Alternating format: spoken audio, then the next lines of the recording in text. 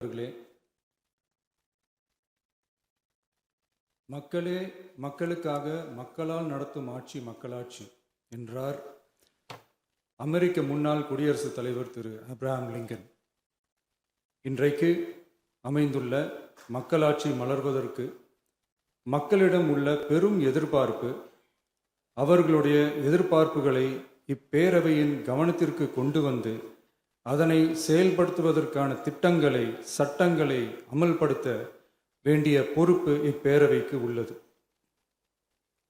அதிகமான மக்கள் அதிக நன்மைகளை இந்த ஆட்சி காலத்தில் நன்மை பெற்றுள்ளார்கள் என்கிற வகையில் நம்முடைய செயல்பாடுகள் அமைய வேண்டும். இங்கே அனைவரும் சமம்.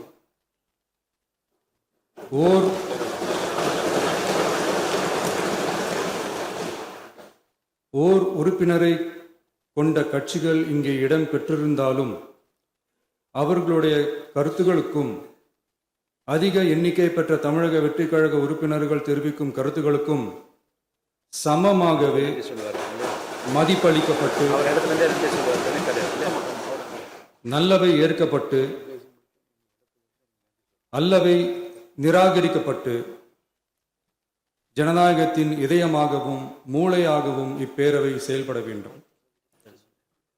அதற்குரிய வகையில் பெருமை வாய்ந்த வரலாற்று சிறப்பு கொண்ட இப்பேரவையை நடத்தி செல்லும் பண்பை பெற்றுள்ளவரையே தமிழக வெற்றி கழகம் முன்மொழிந்து தாங்கள் இன்றைக்கு இந்த ஆசனத்தில் அமர்ந்துள்ளீர்கள். மாண்புமிகு பேரவைத் தலைவர் அவர்களே, தாங்கள் பேரவைத் தலைவராக ஒருமனதாக தேர்ந்தெடுக்கப்பட்டுள்ளீர்கள்.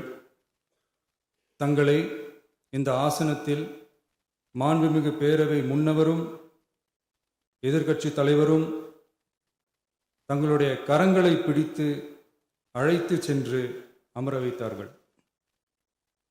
இந்த சம்பிரதாயம் எப்படி வந்தது என்று சொன்னால் சுவாரஸ்யமாக இருக்கும். பெரிய வரலாறு சம்பவத்தில் உள்ளது. இங்கிலாந்து நாட்டில் உள்ள பாராளுமன்ற நடைமுறைகளை போன்றதே நம்முடைய பாராளுமன்ற நடைமுறைகளும். மன்னராட்சி இருந்த காலத்திலேயே அங்க பாராளுமன்றம் இயங்கியுள்ளது. அக்காலத்தில் அனைத்து அதிகாரங்களையும் பெற்ற மன்னரும் இருந்தார், பாராளுமன்றமும் இயங்கியது. அங்கே மன்னர் ஒரு பணியை செய்ய வேண்டும் என்று விரும்புவார், பாராளுமன்றம் அவருடைய விருப்பத்தை பெரும்பாலும் நிராகரிக்கும். மன்னர் விரும்பிய காரியத்தை பாராளுமன்றம் நிராகரித்து விட்டது என்கிற செய்தியை மன்னருக்கு சொல்ல வேண்டியவர் பாராளுமன்ற தலைவர், ஸ்பீக்கர் என்பார்கள்.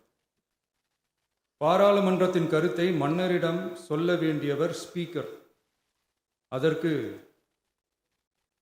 துணிவு வேண்டும்.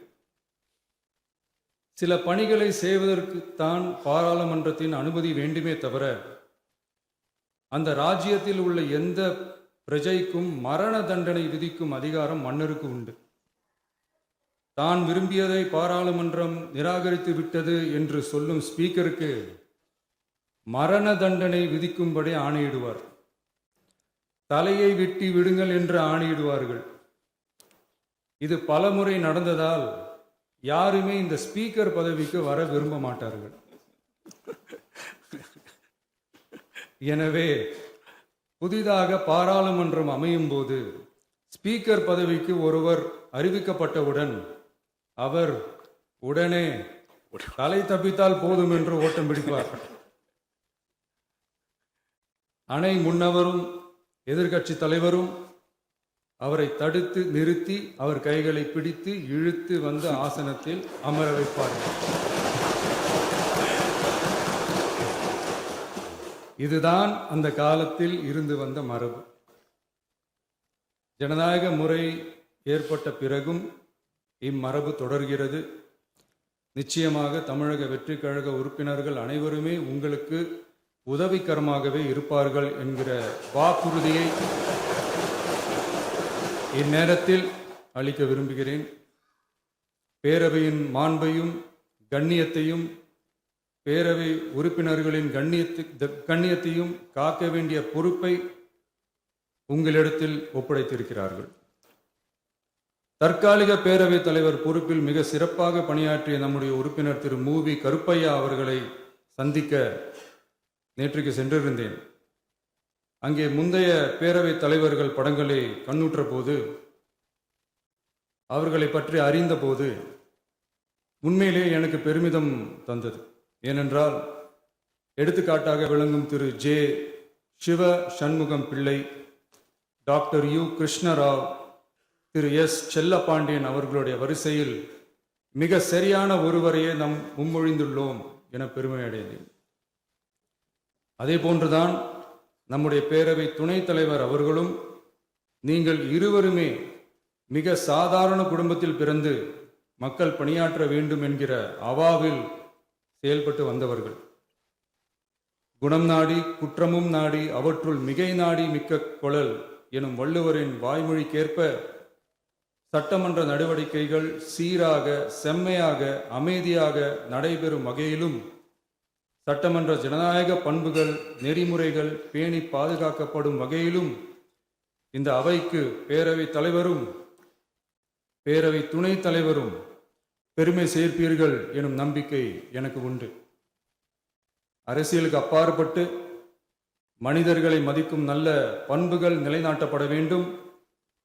தமிழ் பண்பாடு போற்றப்பட வேண்டும். அவையின் மரபும் மாட்சிமையும் மதிப்பும் காக்கப்பட வேண்டும் என்ற நல்லெண்ணத்தின் அடிப்படையில் அந்த பதவி ஏற்றுள்ள தங்கள் இருவராலும் காப்பாற்றப்படும் என்னும் நம்பிக்கையை மீண்டும் தெரிவித்து என் ಉರೆயை நிறைவு செய்கிறேன். ನನ್ರಿ ವಣಕಂ. ನಮ್ಮ ಕಾರ್ಯಕ್ರಮಗಳನ್ನು ನೀವು ನೋಡ್ತಾ ಇದ್ರೆ ನಮ್ಮ ಚಾನೆಲ್ ಅನ್ನ ಸಬ್ಸ್ಕ್ರೈಬ್ ಮಾಡಿ, ಪಕ್ಕದ ಬೆಲ್ ಐಕಾನ್ ಒತ್ತಿ ನಮ್ಮನ್ನ ಬೆಂಬಲಿಸಿ. ಹಾಗೆ ನಮ್ಮ ಕಾರ್ಯಕ್ರಮಗಳನ್ನ ಲೈಕ್ ಮಾಡಿ, ಕಮೆಂಟ್ ಮಾಡಿ, ಅದನ್ನ ಬೇರೆಯವರಿಗೂ ವಾಟ್ಸ್ಆಪ್ ಮೂಲಕ ಶೇರ್ ಮಾಡಿ. ನೀವು ಹೀಗೆ ಮಾಡಿದಾಗ ನಮ್ಮ ಚಾನೆಲ್ ಇನ್ನಷ್ಟು ಮತ್ತಷ್ಟು ಜನರಿಗೆ ತಲುಪಲು ನೀವು ನಮ್ಮೊಂದಿಗೆ ಸಹಕರಿಸಿದ ಹಾಗಾಗುತ್ತೆ. ಇದು ನೀವು ಯಾವುದೇ ಖರ್ಚಿಲ್ಲದೆ ಕೆಲವೇ ಸೆಕೆಂಡುಗಳಲ್ಲಿ ನೀಡಬಹುದಾದ ಸಹಕಾರ. ಧನ್ಯವಾದಗಳು.